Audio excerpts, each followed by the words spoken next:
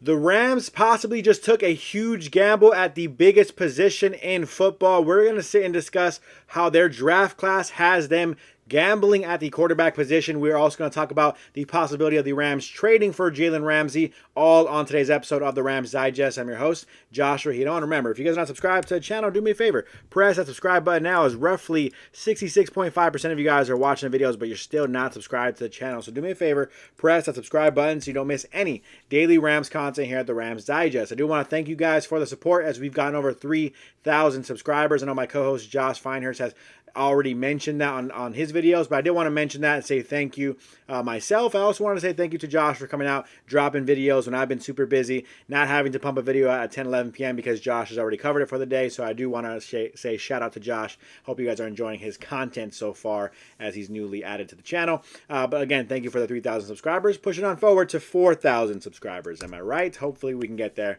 sooner rather than later. Now, the draft just happened this past weekend, and I am already talking about the draft regret. Maybe the biggest one, we'll say and discuss that. I know there's a lot of things we can still discuss about the draft in a more positive light that I'll talk about as the week goes on, but I did want to touch on this story here because it does mean something to me, okay? So this is before Shedeur Sanders was drafted. This is before day 3 began, April 25th. We had this story written saying best fit for Shedeur Sanders is the Rams. Obviously, we know he is now a Cleveland Brown, but I do think the Rams may regret this decision of not drafting Shedeur Sanders. We'll talk about why in a second, but here is Jason Smith, Mike Harmon discussing why they think the Rams should have drafted, or maybe at the time were a good fit for Shedeur Sanders in terms of comparing them to other teams that had availability to draft him.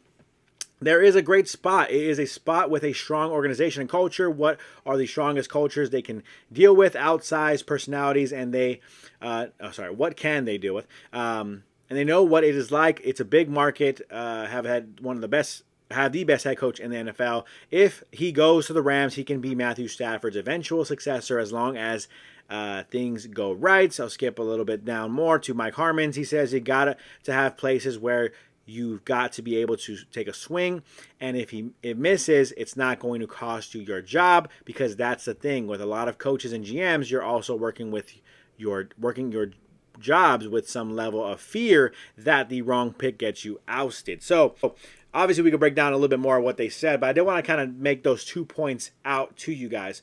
The Rams were in a great position to draft Shedeur Sanders. The reason why I'm saying that, I don't want to say they didn't have a good draft or anything like that. First of all, I don't really like draft grades in general because you can't really tell what a team did if they succeeded in the draft or not until the players kind of play and we see how good these players are, right? No one really expected those Rams defenders to be that good so early in their careers last draft, right? So let's be patient with all these guys. But ultimately, it is very intriguing, right? When you're looking at the Rams drafting Shedeur Sanders, the NFL in general, that entire storyline was so intriguing, right? Where does Shedeur fall? How did he fall to the 5th round? Obviously, very interesting to hear the conspiracies about that. But ultimately, regardless of what happened, whether it was his interviews, whether it was the way he carried himself, whether it was the NFL coming together and trying to collectively teach him a lesson, which I think is a little far-fetched. But ultimately, if that was the case, so no matter what the case was, the Rams should have considered and probably just should have drafted Shedeur Sanders. The reason why I'm saying that, one, I mean, I get it. You can avoid the cameras, the media attention that comes along with drafting Shedeur. But when we talk about possibly drafting him, I was saying 1st round. When it got to the 2nd, 3rd round, I didn't understand why teams weren't taking a swing on Shedeur, even if they didn't like him. And the reason why, especially when we're talking about the Rams, is because, like they said here, Jason Smith says it, a big market team, obviously positive for Shedeur in terms of wanting to be known if that's what he wants to do, social media, all that good stuff, media in general, of course, great for him. But ultimately, what were the fears of drafting Shedeur Sanders? Many of the people, it seems like, many of these franchises were afraid of him coming in, his dad coming in, maybe saying, hey, he wants to coach him one day.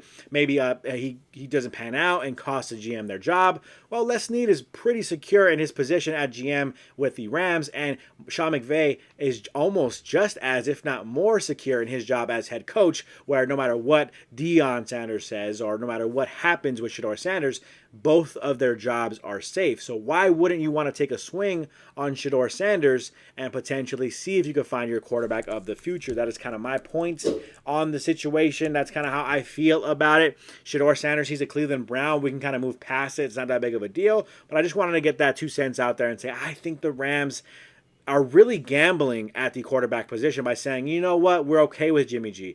We're okay with Stetson Bennett. I think that's a gamble and a risk because, yes, we're all happy and excited. Hey, the Rams got a first-round pick next year. They're going to get Arch Manning. Are they? Also, is Arch Manning even going to be good, right? That is also a question. Now, don't get me wrong. I'm rooting for the kid. I want Arch Manning to be good. I would not be happy. I won't be upset if the Rams draft Arch Manning next year.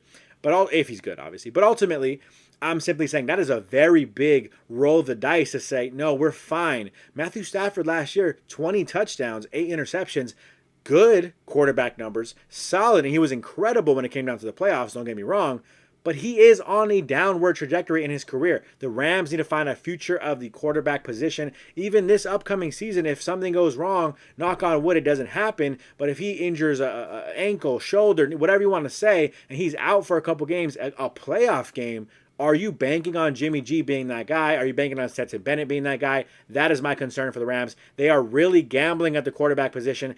I thought it would have been nice to take a swing, even if it is possibly a miss on Shedeur, because it would have been great to see him potentially be the future of the quarterback position. You at least have a guy who has that potential, right? Even if you don't think he's there now, he has the potential to do that if you believe that is the case, without any risk. Sean McVay is not losing his job. Les Snead isn't losing his job. They're not hiring Deion Sanders to replace Sean McVay unless Sean McVay wants to leave, I guess, at that point.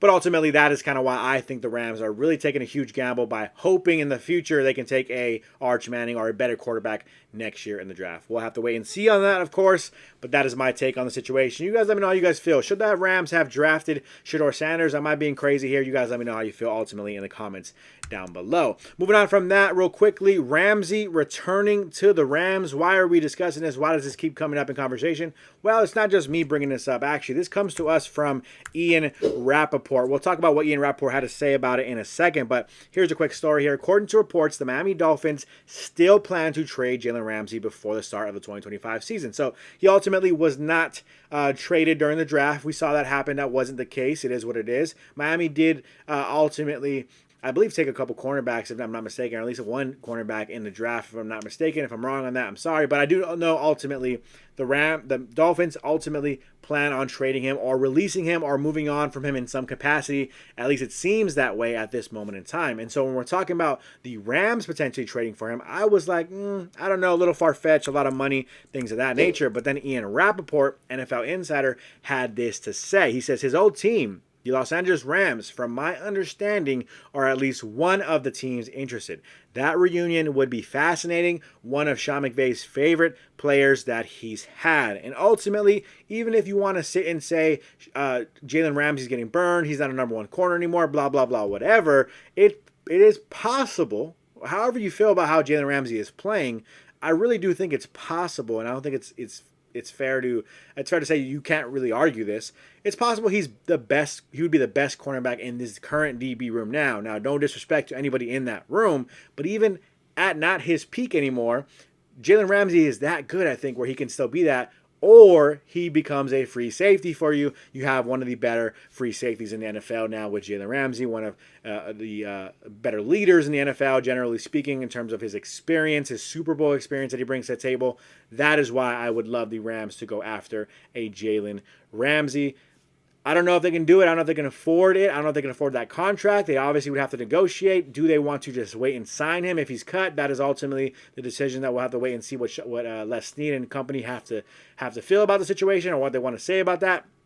But at this point in time, just throwing it out there, Miami apparently is still going to trade him. Rams apparently are a team that is still interested in him. So that's very intriguing to see. We'll have to wait and see on that. Do you guys want Jalen Ramsey to return? Let me know. I know we've brought this up on the channel before. So if you still want it to happen, let me know in the comments down below. Last but not least, trivia of the day. My favorite part of the episode where I ask a trivia question. You guys give your trivia guesses down below. I think last trivia guess on the last episode that I was on was pretty intriguing. You let me know how you guys feel about that. As here was the question I posed last episode I was on. Home teams for indoor NFL games must make how many game balls available to the referee for testing 2 hours prior to each game? Very intriguing question. I thought here the multiple choice options were as such. Is it A, 12 footballs, B, 18, C, 24, or D, 36? Again, home teams for indoor NFL games, indoor, by the way, and make sure I emphasize that, must make how many game balls available to the referee for testing 2 hours prior to each game? We had a couple of you guys play along in the comment section. I appreciate you guys all for playing along. We had Floyd playing along. He says 36.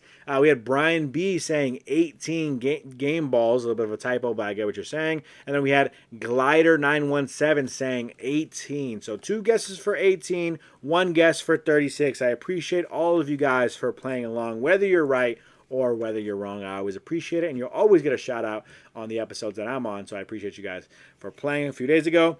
The correct answer was 24. Floyd, actually that's correct for outdoor football fields. I looked it up. But in terms of indoor football stadiums, the home team has to give 24 footballs to the referee for testing prior to 2 hours prior to each game. So appreciate all of you guys for playing along and guessing. If you want a shout out just like this and you missed the last trivia of the day, play along with today's trivia of the day. I think I found another fun one here, as here is the question for today. How much did a ticket to the first ever Super Bowl cost in 1967?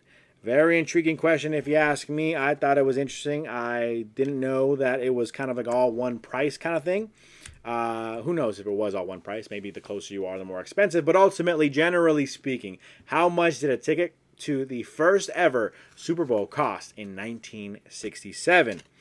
Was it A, $40? Was it B, $12? Was it C, $5? Or was it D, $20? So 40, 12, 5, or 20. How much did a ticket to the first ever Super Bowl cost in 1967? Give your guesses down below in the comments. I'll give you a shout out whether you're right or whether you're wrong on the next episode. Other than that, that's going to do it for me on today's episode. Remember to subscribe to the channel if you're not subscribed already. That's going to do it for me. I'm your host, Joshua Giron, and I am out.